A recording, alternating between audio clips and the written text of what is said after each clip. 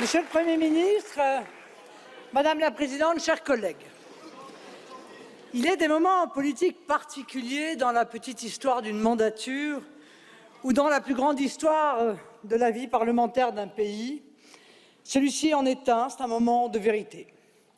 Le moment où les responsables sont contraints d'étaler le résultat désastreux de 5 décennies de gestion dispendieuse.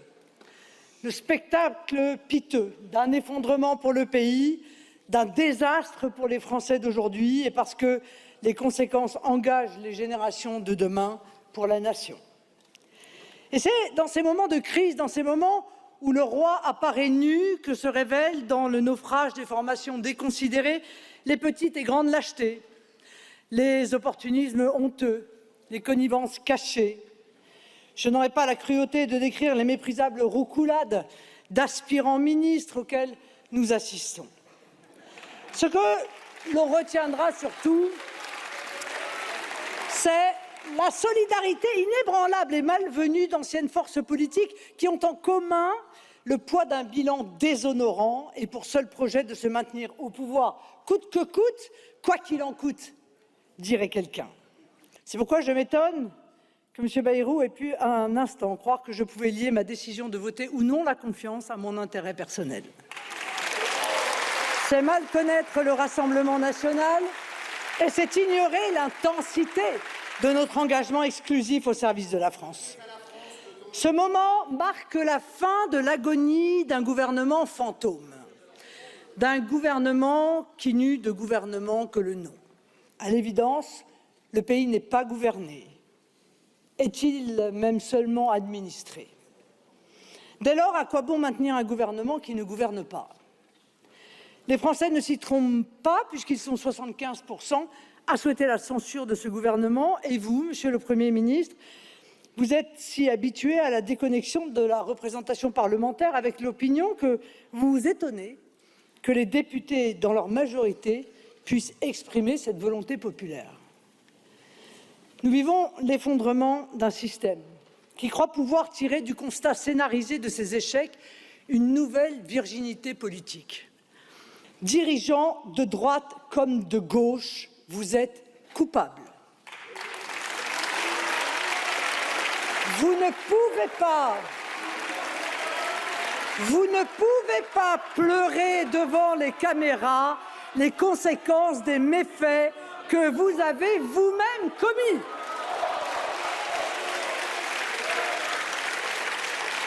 Curieux procédé, en effet, de brandir les dettes dont on est comptable, les déficits dont on est responsable, l'effondrement général dont on est coupable pour chercher à obtenir la confiance du Parlement.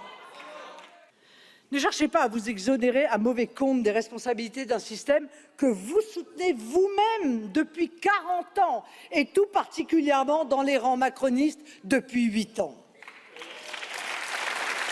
Vous cherchez à présenter les gouvernements passés comme irresponsables. Eh bien, permettez-moi de vous le dire, si la classe politique qui a conduit la France dans le mur est bien irresponsable, ce n'est pas au sens où vous employez ce terme. Ce à quoi nous avons assisté durant la dernière année, c'est à un naufrage. Un triste spectacle dont la seule vertu sera, je l'espère, de mettre fin au supplice des Français et en accélérant l'histoire de préparer la grande alternance. Les informaticiens parleraient de reset, cette action qui consiste à réinitialiser la machine qui est étouffée par les bugs. Le vrai reset serait la démission du président, mais cette décision ne dépend que de lui, puisqu'il est constitutionnellement élu pour 5 ans. Bon, je ne m'attends à rien sur ce point, consciente que n'est pas le général de Gaulle qui veut. Une démocratie ne se relève des situations de doute et de confusion qu'en retournant aux sources, en suivant le fil rouge qu'indiquent les institutions et pour notre République la loi fondamentale qu'est notre Constitution. Alors que vous vous enfoncez dans la 4e République, je vous appelle à revenir à la 5e. Son texte nous renvoie à l'article 5 qui octroie au président de la République un pouvoir d'arbitrage et dans ce cadre à l'article 12 qui prévoit la dissolution de l'Assemblée nationale. La dissolution n'est pas un caprice, C'est un levier institutionnel pour sortir des blocages et permettre le fonctionnement démocratique, c'est-à-dire normal et fluide des institutions. J'entends dire ici et là qu'il n'y aura pas de dissolution parce qu'Emmanuel Macron n'y aurait pas intérêt. Mais ni les règles de la démocratie, ni la Constitution ne prévoient que le président de la République agisse par intérêt. Il doit agir par devoir, et en l'occurrence, dans l'intérêt supérieur du pays.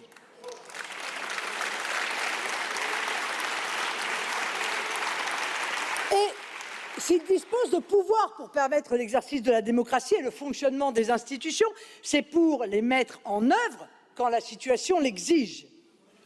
Tout laisse penser juridiquement, politiquement, voire moralement, que la dissolution n'est donc pas pour lui une option, mais une obligation.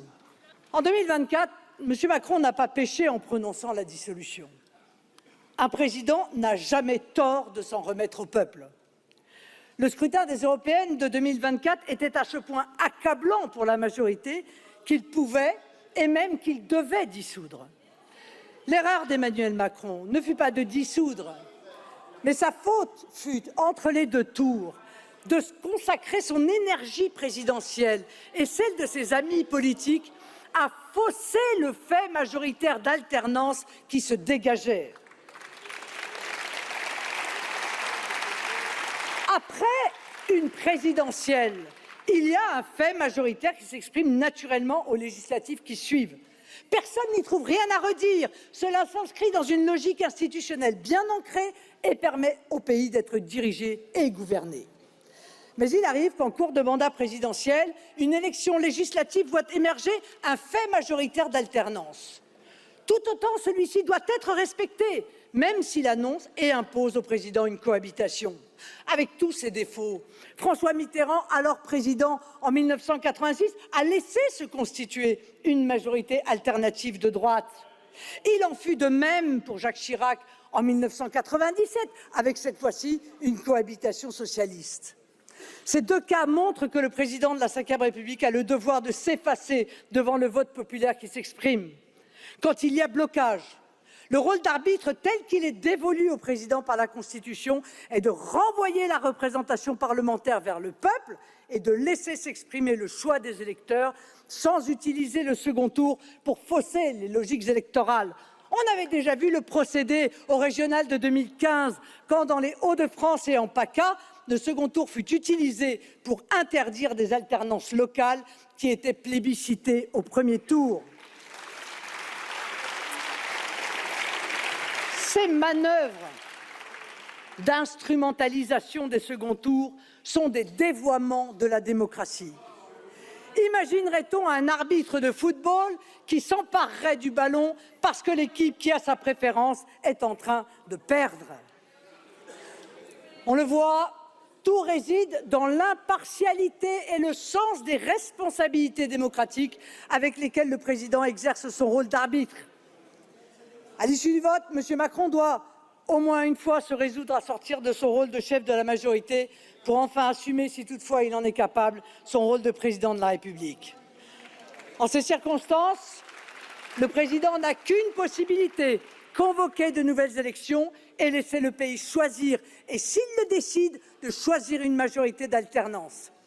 S'il s'implique dans la campagne, s'il sort de son rôle d'arbitre pour devenir joueur, il accepte par avance d'en assumer les conséquences politiques en cas de défaite. L'alternance n'est pas un gros mot. C'est une respiration normale de la démocratie. L'arbitrage, c'est revenir au peuple souverain. Laisser perdurer cette situation de blocage par des artifices mettrait le président en première ligne pour faire d'une crise parlementaire une crise de régime. La crise parlementaire que nous vivons constitue un test sur la conception que le chef de l'État se fait de sa fonction. Son issue témoignera également de la santé de nos institutions. S'il n'y a pas de dissolution, nous continuerons avec un esprit constructif, mais sans faiblesse, de faire valoir les idées que nos électeurs nous commandent de défendre. Mais je le dis avec solennité, n'attendez pas que le groupe RN vous suive dans votre folie fiscale et migratoire, dans vos petits partis pris idéologiques qui vous empêchent de voir la réalité du pays. S'il y a une dissolution, nous accepterons le verdict des urnes. Si le peuple nous fait l'honneur d'un mandat clair, c'est-à-dire d'une majorité absolue, nous irons à Matignon pour mettre en œuvre, sans attendre la présidentielle, un programme de redressement national. Le changement n'attend plus. Merci beaucoup. Madame la présidente Le Pen.